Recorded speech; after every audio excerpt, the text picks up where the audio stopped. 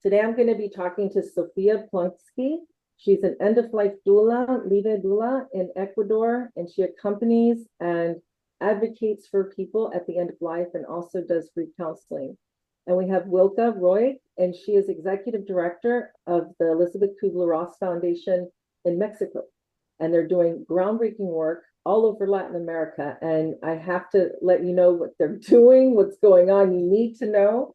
This is a small, small world. And I know many of you have many people that you love and care about in Latin America and Mexico and Central America, South America. So you need to know what they're doing, because a lot of you go travel down there, you have homes down there, you have people you love, you visit, and you're interested in end-of-life issues and what's going on. And here's how you can make a difference. They're not by themselves anymore. They are kind of a lot, but there's a growing, people are coming and wanting to do the same things you are. They're supporting you. They've been doing things maybe on their own, but now they're coming together. So this time today, right now, I want them to tell you about that and how they're coordinating.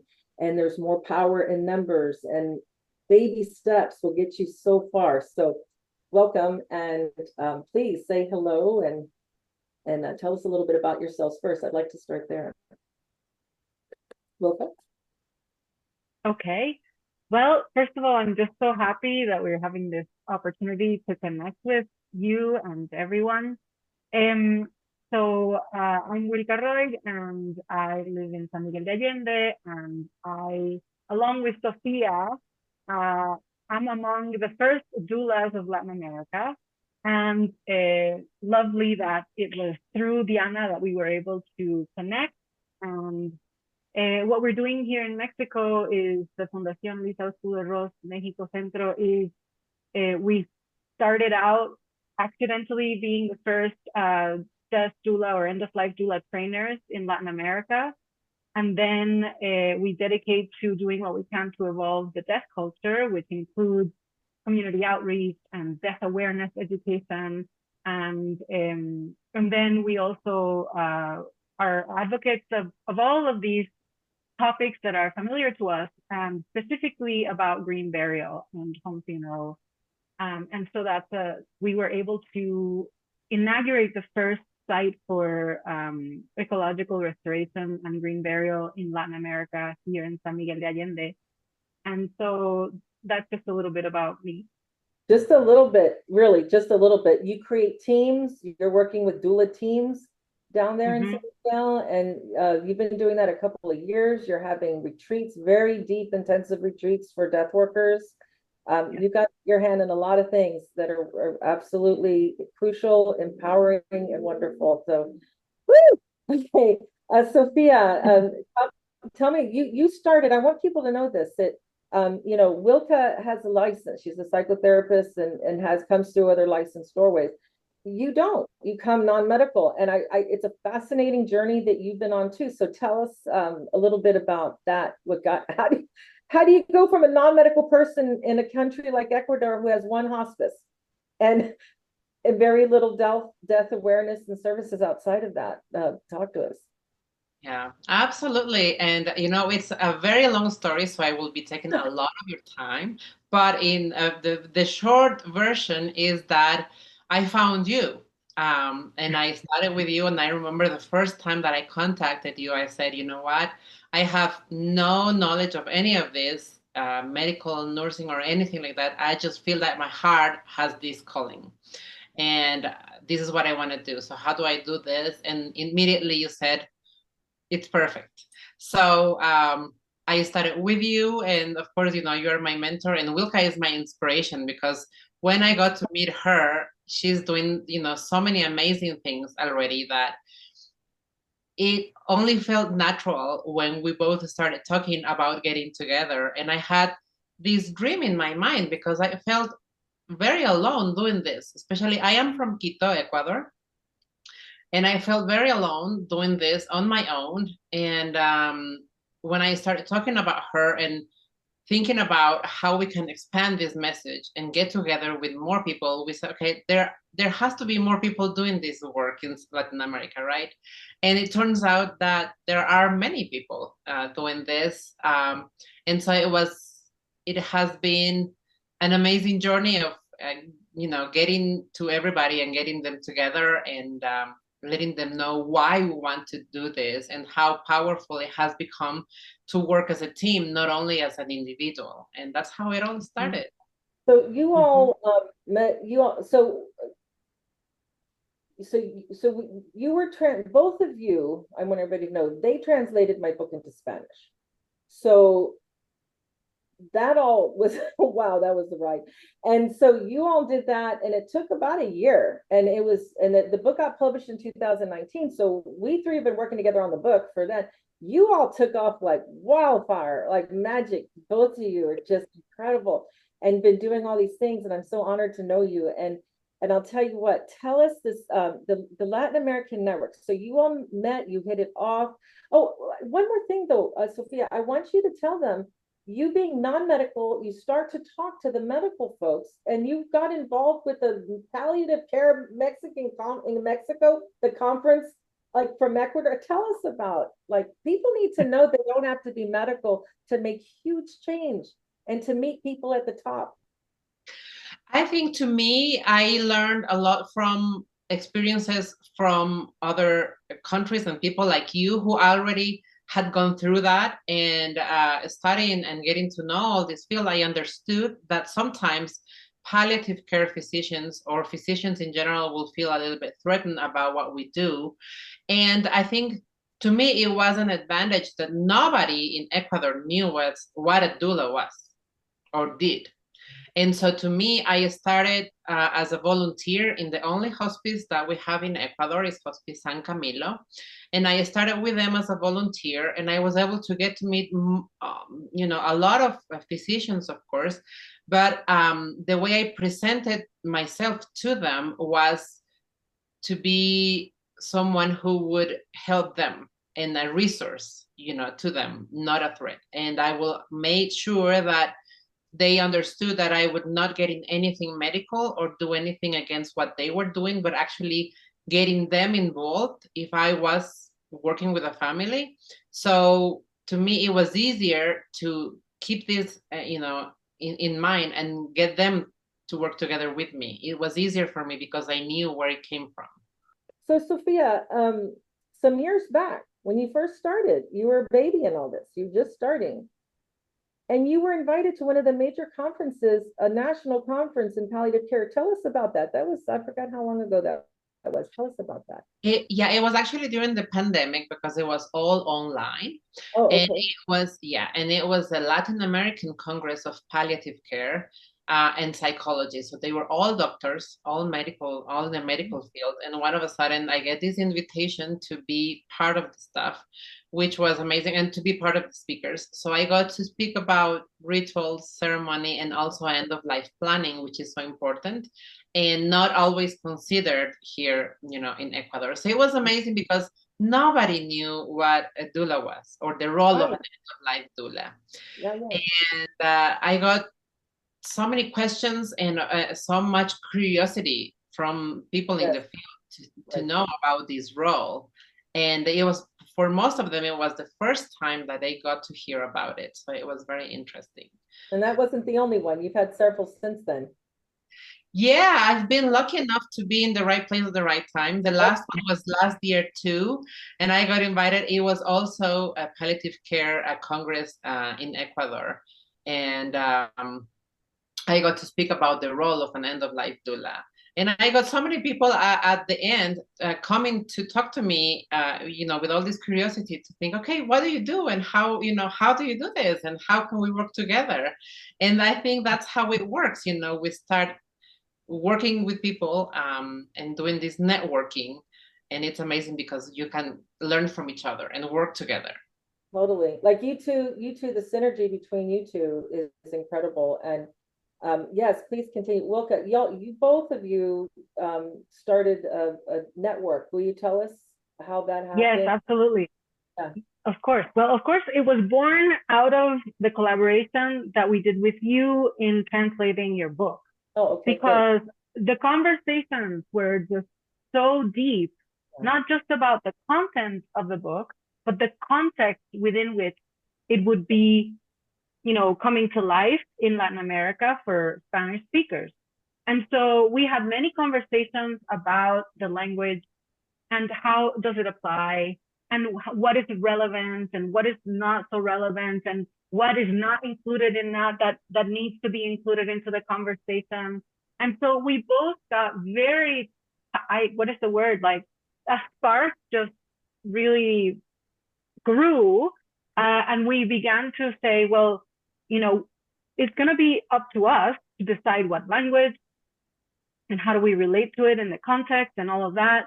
And so we would have these, fantasies of, if we could just find who else is doing this and how can we begin to identify what are the resources, where are we having advancements. And so one thing led to another, and there was a podcast that invited Sophie and a couple other doulas. Like we consider we're like the first doulas of Latin America, one from Colombia, one from Chile. And then from there, we started now the four of us talking together and looking at what was happening in each of our countries with this urgency that we need to really sort of reveal the whole web that sustains this work and that is what will advance it.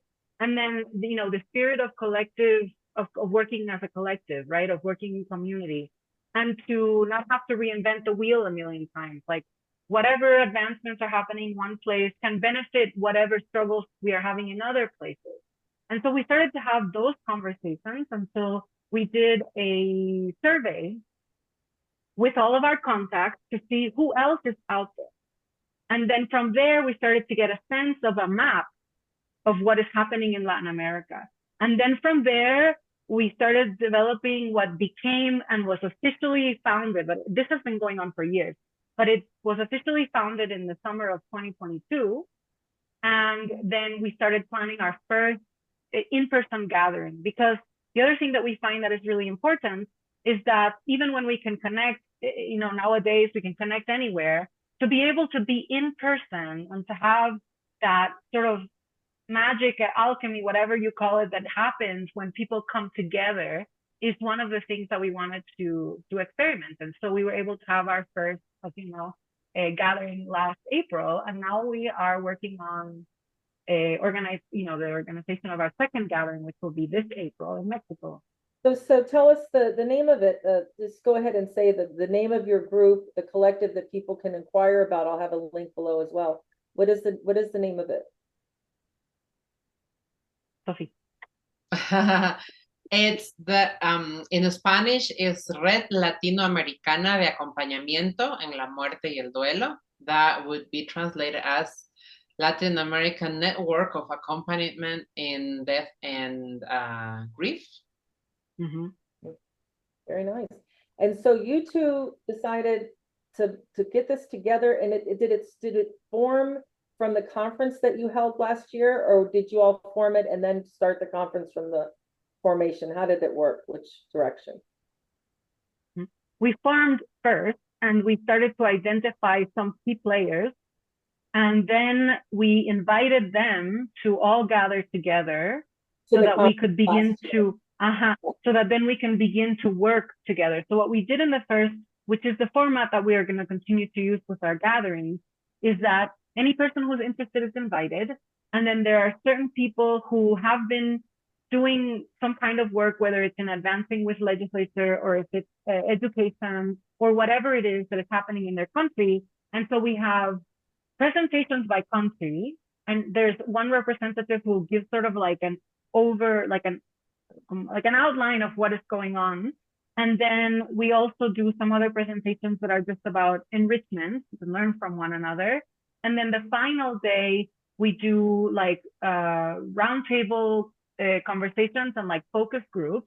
And so last year we worked, one was focusing on the mission and the vision for the network, but also for Latin America, intention and everything.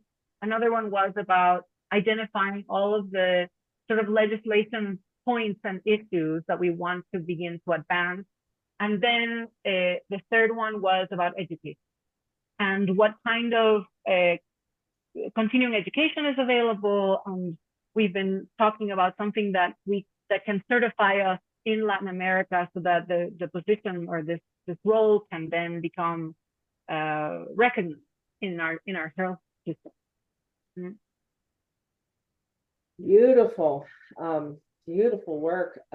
Wow. So I've been knowing y'all since like 2014, 15. Y'all have been doing your own path.